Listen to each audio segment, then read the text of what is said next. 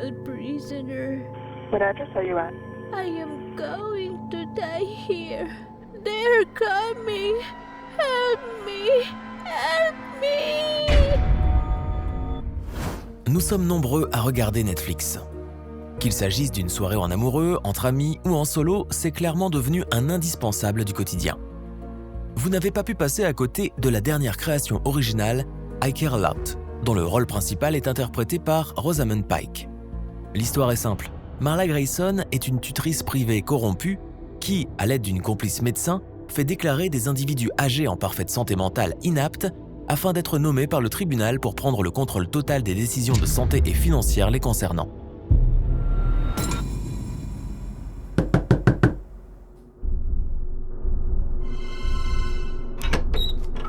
Une fois la tutelle accordée, elle tape à leur porte, les embarque à l'aide d'une équipe médicale ainsi que la police et les place à l'hospice en donnant comme consignes aux infirmiers de les assommer à coups de puissants somnifères afin de les rendre dans un état végétatif jusqu'à leur mort. Pendant ce temps, grâce à la procuration du juge, elle s'occupe de voler leurs économies en vidant leurs comptes bancaires. Elle vend également leur maison ainsi que tous leurs effets personnels.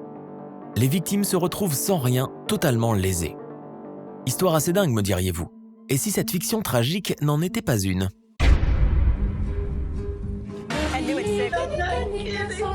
don't deserve this. But I gotta get out of here. I have the right to be treated with dignity. I have the right to make my own laws and activities.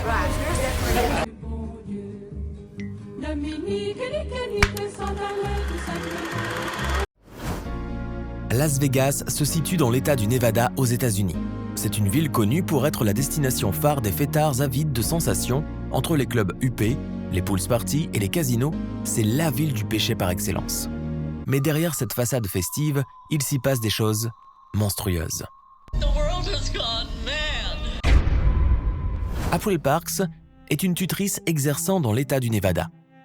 Son travail consiste à veiller sur des personnes âgées sans famille en gérant toute leur vie, que ce soit la gestion de leurs finances, les décisions médicales ou légales. Le problème avec April, c'est qu'elle abuse des personnes de qui elle a la charge. Elle profite que ces personnes âgées soient loin de leurs proches ou qu'il n'ait carrément pas de famille pour les exploiter. Sa technique est simple, elle les repère grâce à des complices dans les hôpitaux. Les soignants aux États-Unis ont accès à toutes les informations concernant les patients. Au-delà du dossier médical, ils peuvent connaître l'état de leurs finances et également savoir s'ils ont de la famille à proximité ou pas. Ils identifient les victimes les plus vulnérables et les font déclarer inaptes afin qu'un tuteur leur soit attribué. Un après-midi, alors que ce couple regarde la télévision tranquillement, la sonnette d'entrée retentit. Il s'agit de l'équipe d'April Parks qui vient les embarquer. Le couple refuse d'ouvrir. Ils ont entendu parler de la rumeur concernant les agissements abusifs des tuteurs de Las Vegas. Leur neveu présent sur place a la bonne idée de filmer cette scène surréaliste.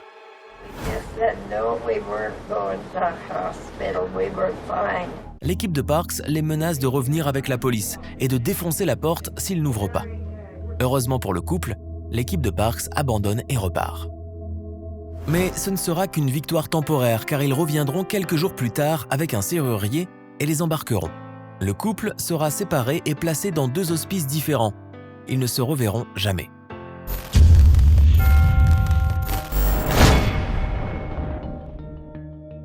Je m'appelle April Parks et je suis une tutrice privée réputée exerçant dans la ville de Las Vegas.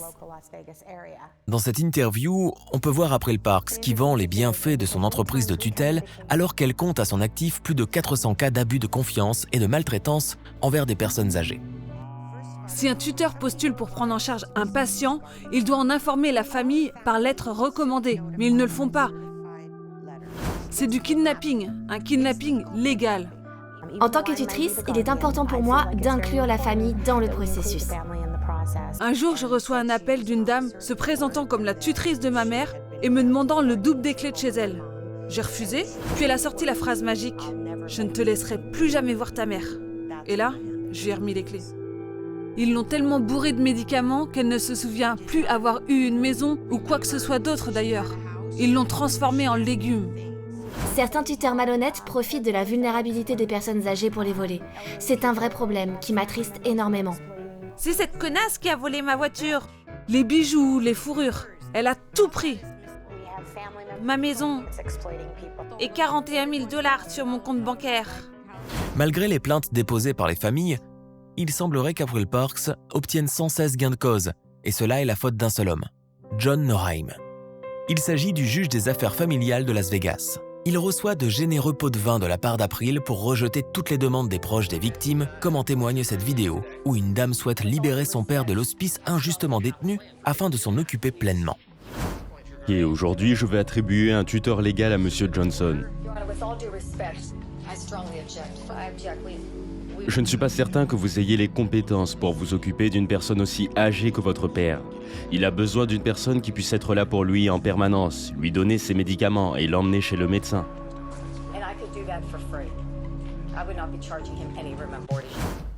Le juge refusera sa requête. Un reporter se rendra sur place pour faire des demandes d'interview du juge Norheim, mais il ne sera pas très bien accueilli comme en témoigne cette scène filmée en caméra cachée. Ici, c'est un tribunal. Vous n'êtes pas autorisé à filmer.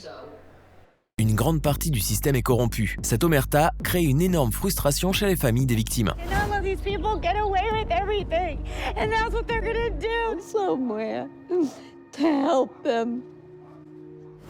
Mais une personne va tout changer. L'affaire prend un tournant décisif quand James Hardesty, un juge de la Cour suprême du Nevada, s'empare de l'affaire suite aux nombreuses plaintes déposées. Plusieurs témoins sont appelés à la barre. Ma mère a été embarquée devant sa maison alors qu'elle sortait pour rendre visite à une amie. Ma tante a été une victime à cause de faux documents. Maintenant que tout lui a été volé et que sa maison a été vendue, ma mère est condamnée à finir ses jours à l'hospice alors qu'April Parks marche toujours en femme libre. Continuant dans sa provocation, April quitte l'audience préliminaire au volant de sa voiture de luxe payée avec l'argent des victimes. Quelques semaines plus tard, la police mettra en examen April Parks. En effet, en perquisitionnant son domicile, ils feront une découverte macabre, des dizaines de sacs plastiques contenant les restes des victimes qu'elle a fait incinérer sans prévenir les familles. Le jury déclarera April coupable de plus d'une centaine de chefs d'accusation, notamment l'abus de confiance, le vol et le racket. Elle sera condamnée à 40 ans de prison ferme. Malgré cette condamnation, rien ne réparera le mal causé. Beaucoup de seniors sans famille sont toujours en hospice et y passeront le reste de leur vie. Depuis cette affaire, des réglementations ont été mises en place afin de contrôler les mises sous tutelles abusives, mais il reste encore beaucoup de cas de tuteurs qui profitent de la faiblesse des plus âgés. La vieillesse arrive brusquement comme la neige. Un matin au réveil, on s'aperçoit que tout est blanc. Les différences d'âge, de sexe ou ethnique sont-elles des raisons valables pour traiter les autres différemment ? Je ne pense pas. Il est important de se comporter avec les autres de la même façon que nous aimerions qu'ils se comportent avec nous. Et le monde n'en sera que meilleur. Je vous remercie d'avoir pris le temps de regarder cette vidéo. N'hésitez pas à laisser votre avis sur cet épisode en commentaire et je vous dis à très vite pour d'autres histoires.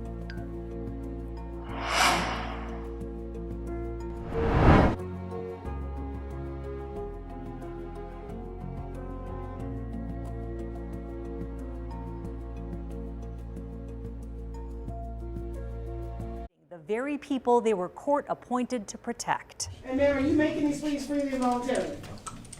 With that, former private professional guardian April Parks pleaded guilty to a total of 6 felony charges. They include exploitation of an older person, theft, and perjury. Plea agreements were also entered by her husband, Gary Taylor, business partner Mark Simmons, and Noelle Palmer Simpson, one of several local attorneys Parks used in her guardianship cases in Clark County Family Court.